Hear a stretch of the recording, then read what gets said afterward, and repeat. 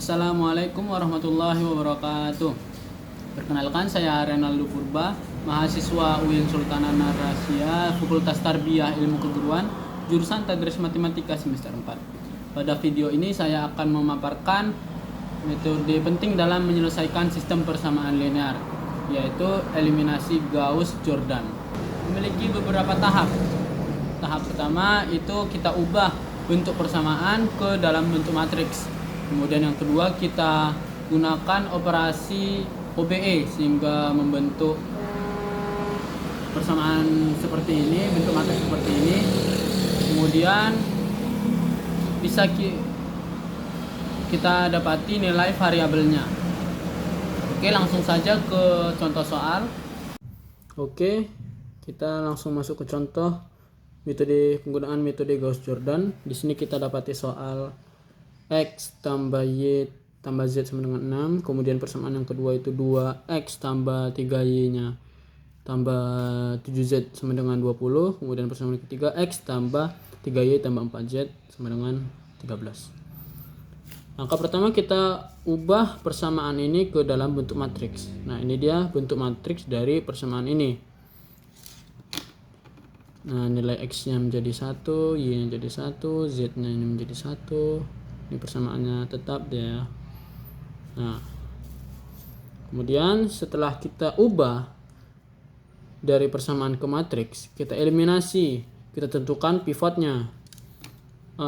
Sebelumnya setelah kita ubah ke matriks, kita ubah bentuk matriks ini menjadi seperti ini: 1 0 0 0 1 0 0 0 1. Nah, bagaimana kita ubah ini nanti pivot, kita dapatkan pivotnya pivot 1, pivot 2, pivot 3, dan di bawah atas pivotnya itu angka 0. Ini angka konstanta gitulah. Nah, pertama kita tentukan pivot 1. Ubah pivot ke 1 menjadi 1. Di sini sudah terdapat pivot satunya itu menjadi 1. Jadi tinggal kita hilangkan aja elemen di bawah pivot ke satunya. Jadinya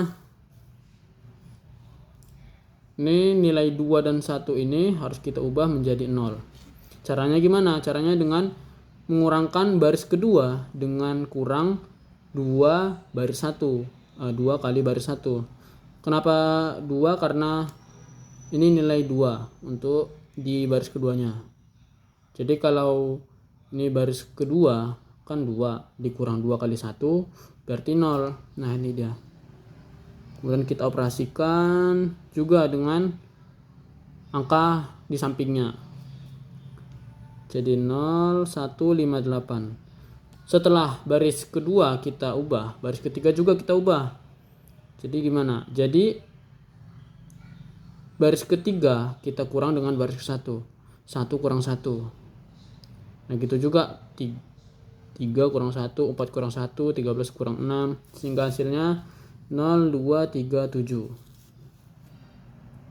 Setelah terbentuk elemen di bawah pivotnya menjadi 0, kita hilangkan, kita tentukan pivot kedua. Ternyata pivot keduanya sudah otomatis menjadi 1 karena teroperasi bilangan tadi di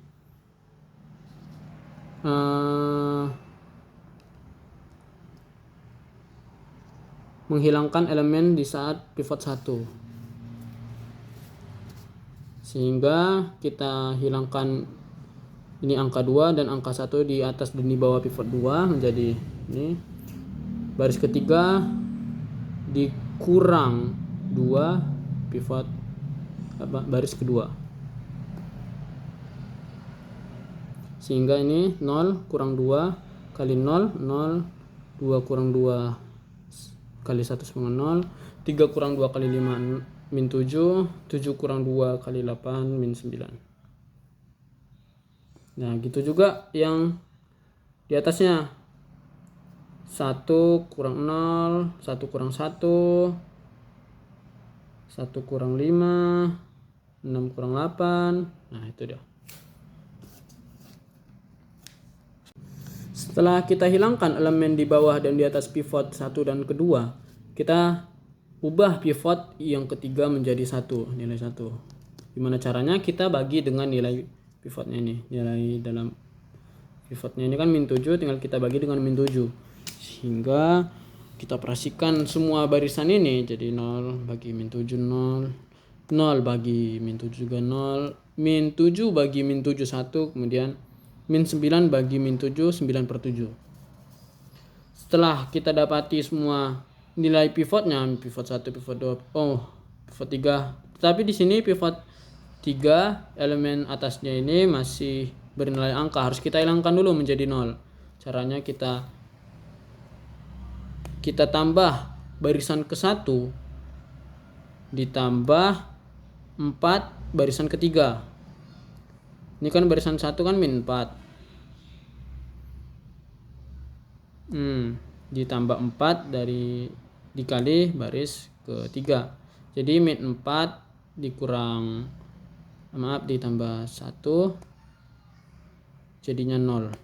Tapi ini juga ya, di barisan sampingnya juga kita operasikan, jadinya 1 tambah 4 kali 0 sama dengan 1, 0 tambah 4 kali 0 sama dengan 0, dan min 4 tambah 4 kali 1 sama dengan 0, kemudian min 2 tambah 4 kali 9/7 hasilnya 22/7. Kemudian baris keduanya juga kita operasikan.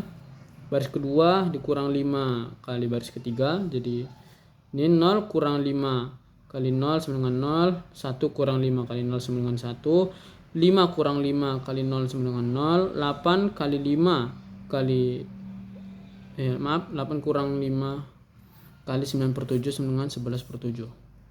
Nah, setelah kita hilangkan elemen-elemennya, maka kita dapati bentuk matriksnya seperti ini. Dari 1 0 0 0 1 0 0 0 1 bisa kita dapati, bisa kita tentukan nilai variabelnya. Di sini x, y, z. Jadi nilai x-nya itu 22/7, nilai y-nya 11/7, nilai z-nya 9/7. Nah, ini dia. Himpunan penyelesaian dengan metode Gauss-Jordan. Ya, mungkin. Nah, itu dia penjelasan tentang metode eliminasi Gauss-Jordan. Ya, metode ini sangat membantu dalam menyelesaikan sistem persamaan linear secara rapi dan sistematis. Kalau kita latihan terus dengan metode ini akan terasa semakin mudah dan cepat. Terima kasih pada teman-teman yang sudah menonton. Semoga bermanfaat. Wassalamualaikum warahmatullahi wabarakatuh.